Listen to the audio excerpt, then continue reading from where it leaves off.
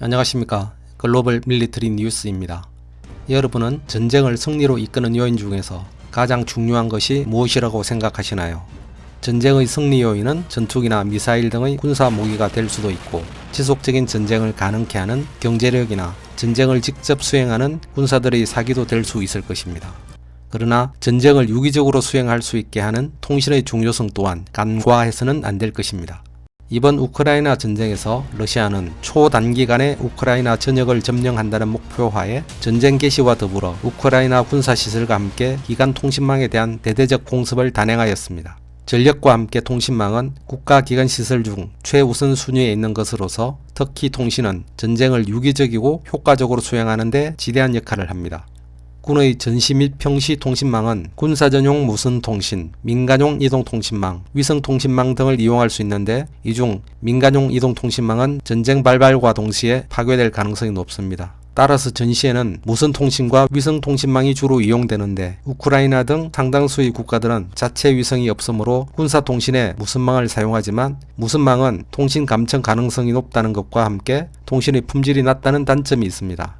이에 따라 우크라이나는 전쟁이 발발한 직후인 2022년 2월 26일 위성통신 서비스 스타링크 제공을 추진 중인 스페이스X사의 일론 머스크에게 우크라이나 지역을 대상으로 위성통신 서비스를 개통해달라고 트위터를 통해 요청하였고, 일론 머스크는 이에 응답하여 몇 시간 만에 서비스를 개통하였습니다. 또한 일론 머스크는 수백 대의 스타링크 단말기를 우크라이나에 전달하였습니다. 여기에서 잠시 스페이스X가 제공하는 스타링크 서비스에 대해 설명한 다음 관련 내용을 이어가도록 하겠습니다. 스타링크는 지구상공 350에서 550km의 초저하 궤도에 12,000개에서 최대 42,000개의 소형 위성을 쏘아 올려 전 세계를 대상으로 초고속 위성 통신을 제공하는 서비스입니다. 우리나라의 지상 이동 통신망 속도에는 미치지 못하지만 현존하는 어떤 위성 통신망보다 빠른 데이터 속도를 자랑하는데, 지역 및 이용자 밀집 정도에 따라 수십에서 100mbps를 넘는 데이터 통신 속도를 제공합니다. 현재 선박 및 항공기 전용 위성 통신 서비스인 인마셋은 말할 필요도 없고, 상용으로 가장 속도가 빠른 위성 통신 서비스인 이리듐의 데이터 속도가 수십 kbps에서 수 메가bps인데 반해 그보다 100배에서 1000배 이상 빠른 데이터 속도를 제공한다는 점에서 그 가치가 돋보입니다. 참고로 이리듐은 지구상공 780km의 저 궤도에 66개의 통신 위성을 배치하여 전 세계를 대상으로 위성 통신 서비스를 제공하는 상용 위성 통신 서비스입니다. 스타링크는 2023년 2월 현재 기준 북미 대부분의 지역과 브라질, 페루 등 상당수의 남미 국가, 서유럽 전역, 나이지리아, 호주, 뉴질랜드, 일본 등의 국가에서 서비스 중이며, 우리나라는 올해 2분기 중에 서비스 개시 예정입니다. 스타링크 서비스 수신 장비는 서류 가방보다 약간 큰 위성 수신 안테나와 라우터 겸 공유기 그리고 케이블로 구성되며, 가정용 전기는 물론 차량용 시가잭의 전기로도 이용할 수 있습니다. 가격은 이용 형태 및 국가별로 다르기는 하지만 개인용은 장비 포함 초기 비용 몇십만원에 월 이용료 10만원 내외가 듭니다.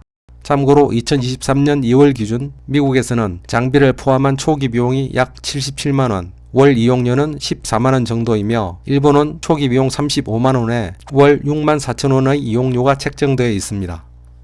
우크라이나는 이 스타링크 서비스를 병원, 은행, 가정 등의 민간용으로도 사용하고 있지만, 군사용 통신과 함께 드론을 이용한 전투에도 적극 활용하고 있습니다. 드론은 적군의 위치와 배치 상태, 이동 상황 확인과 포병의 표적 확보를 위한 실시간 정보를 획득하는 데 사용할 수 있으며, 공격용 미사일 발사나 자폭용으로 사용할 수 있습니다. 우크라이나 군도 드론을 러시아와의 전투에 적극 활용하고 있는데, 이 드론의 조종 및 제어를 위한 통신에 스타링크의 위성 통신 서비스가 이용되고 있는 것입니다.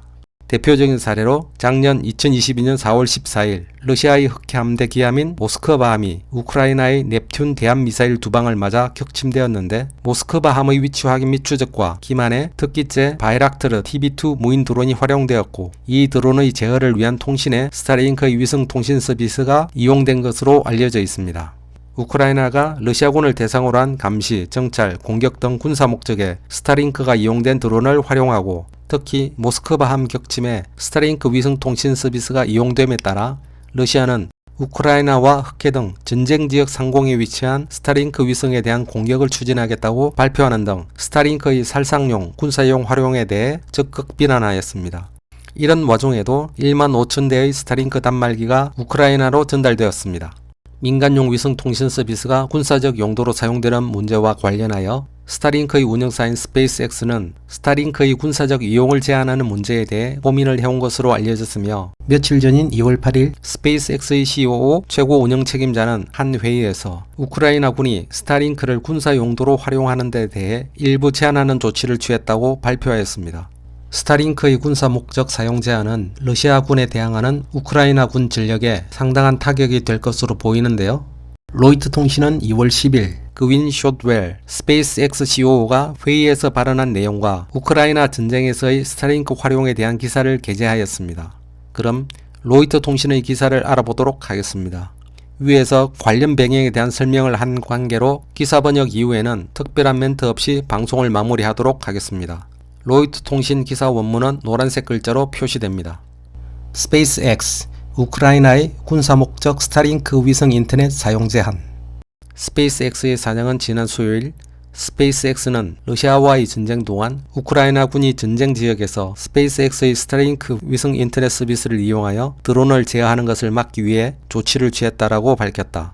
스페이스X의 사장이자 여성 최고 운영 책임자인 그윈 쇼델은 지난 2월 8일 수요일 워싱턴 DC에서 개최된 회의에서 러시아군을 방어하기 위해 우크라이나군에 제공된 광대역 위성통신망 스타링크 위성 인터넷 서비스가 결단코 무기화될 의도가 아니었다고 밝혔다. 그러나 우크라이나인들은 의도하지 않은 방법으로 스타링크 서비스를 이용했으며 이는 어떠한 합의의 일부도 아닙니다 라고 그녀는 말했다. 회의 후 기자들과의 대화에서 숏웰은 우크라이나 군대가 스타링크 서비스를 드론을 제어하는 데 사용했다는 보도들을 언급했다. 우크라이나는 적의 위치를 탐지하고 적을 장거리 사격 목표로 하여 폭탄을 투하하기 위해 무인 항공기를 효과적으로 사용했다. 숏웰은 드론 제어를 위해 스타링크를 사용하는 것을 언급하면서 우크라이나군이 그런 것을 할 수 있는 능력을 제한하기 위해 우리가 할 수 있는 일이 있습니다. 우리는 할 수 있고 이미 한 일이 있습니다 라고 말했다. 숏웰은 스페이스X가 어떤 조치를 취했는지에 대해서는 밝히기를 거부했다. 숏웰은 스타링크를 드론의 공격에 활용하는 것은 스페이스X가 우크라이나 정부와 맺은 계약의 범위를 넘어섰다라고 말하면서 스타링크 서비스 계약은 러시아 침공의 피해를 입은 병원이나 은행 그리고 가정에 광대역 인터넷을 제공하는 것과 같은 인도적 목적을 위한 것이라고 덧붙였다. 그녀는 우리는 우크라이나군이 통신을 위해 스타링크를 사용하는 것을 알고 있으며 그것은 괜찮다. 그러나 스타링크를 공격적 목적에 사용하게 하는 것은 절대 우리의 의도가 아니었다 라고 말했다. 스페이스X는 자체적으로 트럭 분량의 스타링크 단말기를 우크라이나에 전달하였으며 우크라이나군은 이를 스페이스X가 지구 저 궤도에 쏘아올린 4,000기의 스타링크 위성과 연결하여 통신하는 데 사용하고 있다.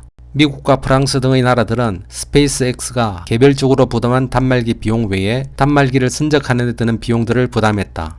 스페이스X의 CEO 일론 머스크는 러시아가 이 지역에서 스타링크 신호를 제밍하려고 시도했지만 회사가 스타링크 서비스 소프트웨어를 보강함으로써 대응했다고 밝혔다. 스페이스X가 단말기를 전달하기로 결정했을 때 우크라이나에서 스타링크를 공격적 목적으로 사용할 것을 예상했냐는 질문에 숏웰은 우리는 그것에 대해 생각하지 못했고 저도 생각지 못했습니다. 우리의 스타링크 팀도 저도 그렇지만 우리는 매우 빠르게 배웠습니다 라고 말했다. 스타링크 서비스는 작년 말 우크라이나에서 중단된 바 있는데 회사는 이에 대한 이유를 설명하지 않았다. 이러한 서비스 중단이 스타링크를 공격적 목적에 사용하는 것을 억제하려는 회사의 노력과 관련되어 있는지 묻는 질문에 그녀는 제가 답을 알고 있는지 확신이 없기 때문에 답을 하고 싶지 않습니다 라고 말했다.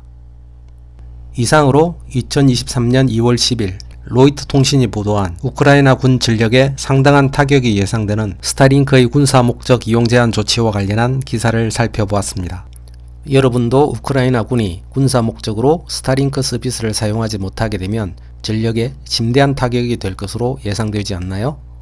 그럼 지금까지 시청해 주셔서 감사합니다.